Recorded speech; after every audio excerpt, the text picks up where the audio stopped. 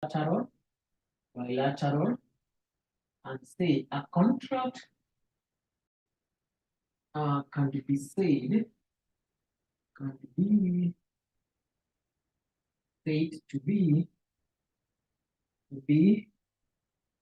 bilateral,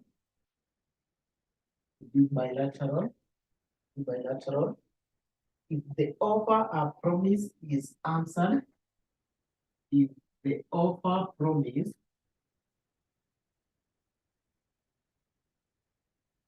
is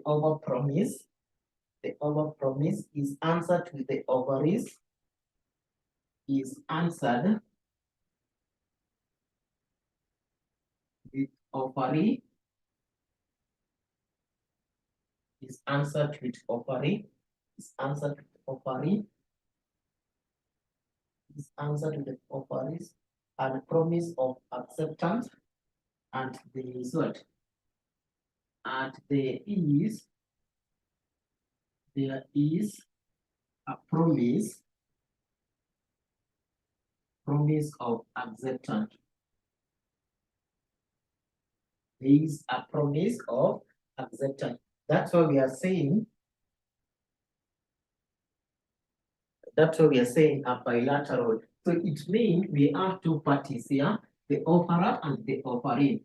So the offerer must give the promise, and the offeree must accept the promise so that it qualifies to be a bilateral. Then you can define unilateral contract, and same is a contract of a promise for an act. Is a contract of promise of an act. Remember, an act is action. So you say it is a promise. It is a promise. It is a promise of an act. It is a promise of an act. That is bilateral. So after now we are done with the types of contract or classification of contract.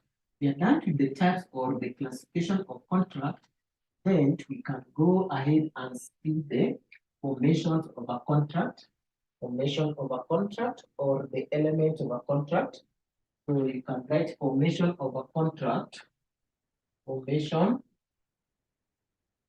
of a contract, formation of a contract, and you can say a contract is made when an agreement, a contract is made when an agreement,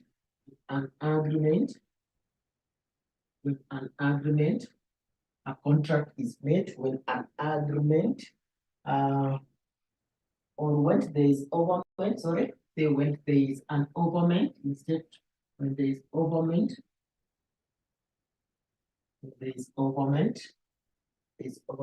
by one party,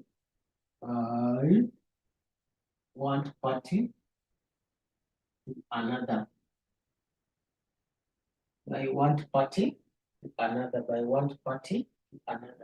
So we said that we can say is what form the part of contract. So we have the vitiate element of a valid contract. So you can just write elements of a valid contract.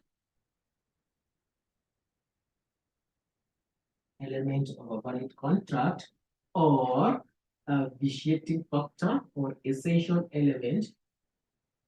So sometimes they call it essential element or vitiating factor.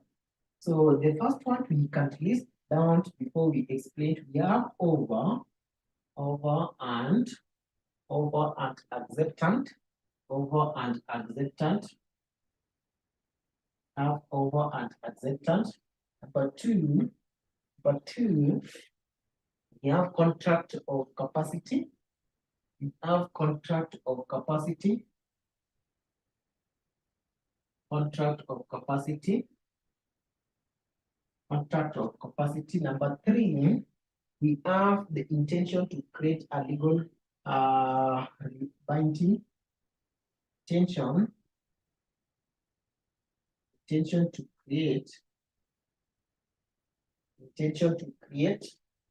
a legal binding obligation,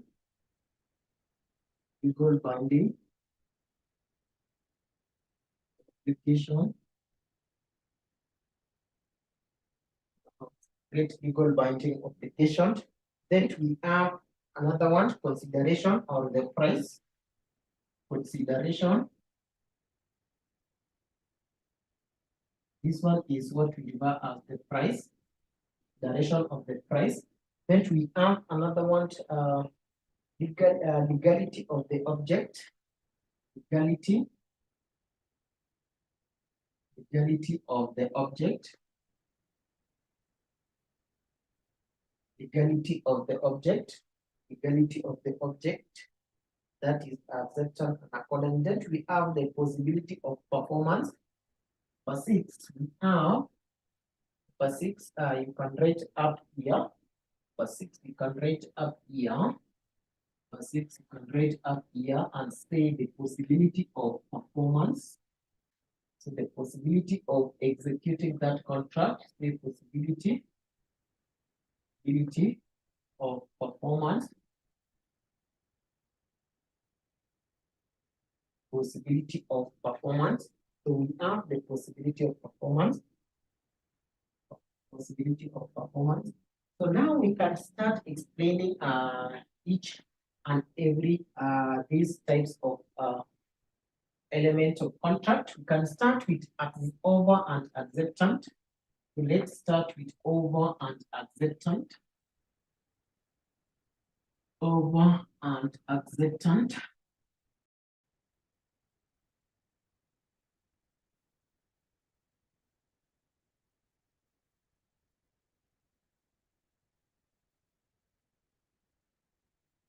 So let's start with over and acceptant. Over and acceptant. So we can define what is over. Over. So you say is an expression of willingness to enter into a contract. Say is expression of willingness to enter into a contract.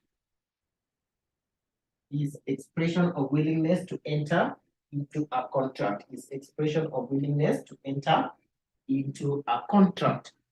Enter into a contract. To enter into a contract. Then we have acceptant. You say is an assent to government. Acceptant. You say is and assent or agreement or agreed or what? Government is agreed of government. That so when it comes to the over and over occurs when intent there is a what? There is an overing. So we have the over, which is made by a person known as the over. So we can have the role or the characteristic of over, characteristic or features of over, characteristic of over, the features or the characteristic of over. So the first one you say it must be oral. The first one you say it must be oral. Must be oral. Number 2. So it is written or implied from the contract. Number 2, it must be communicated to the intended party. It must be communicated to the intended party. it must be communicated to the intended party. Another one to say it must be clear and defined without any error. Must be clear.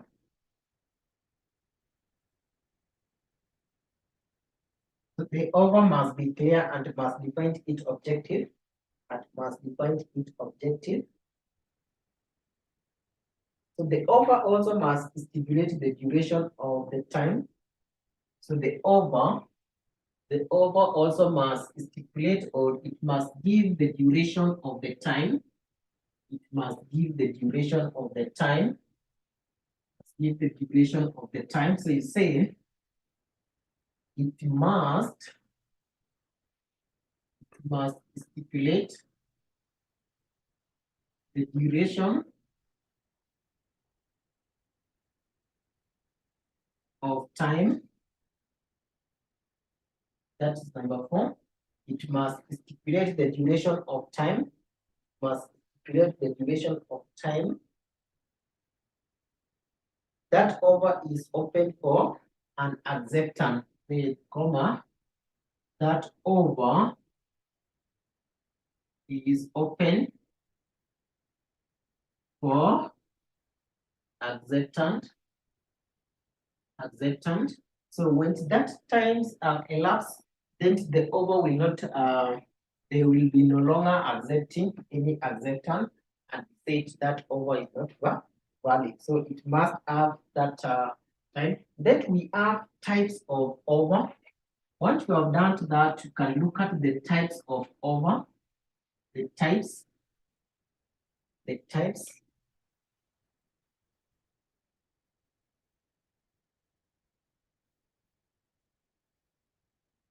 types of offer. So we have counter offer.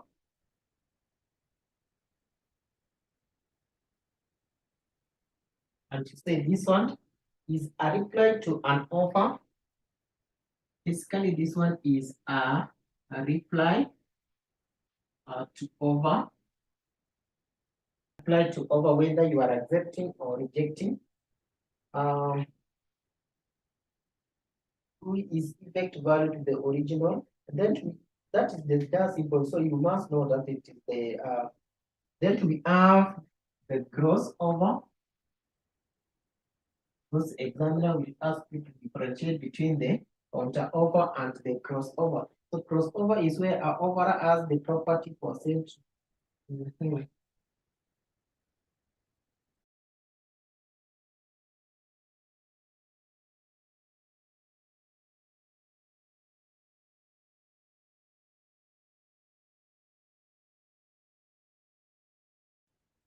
Over, this is for example, we have so this one is where over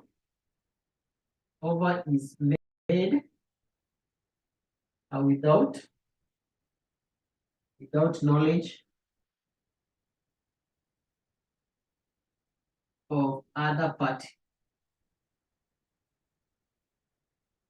Without knowledge of other party. For example, maybe you have the party A as over as given over to party B to sell a property of land, and party B accept to purchase that land even without having the prior knowledge. Then that one can say it is the crossover. The crossover. The crossover. Then now after that, you can have another one, condition over.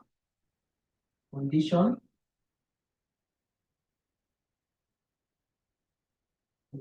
over.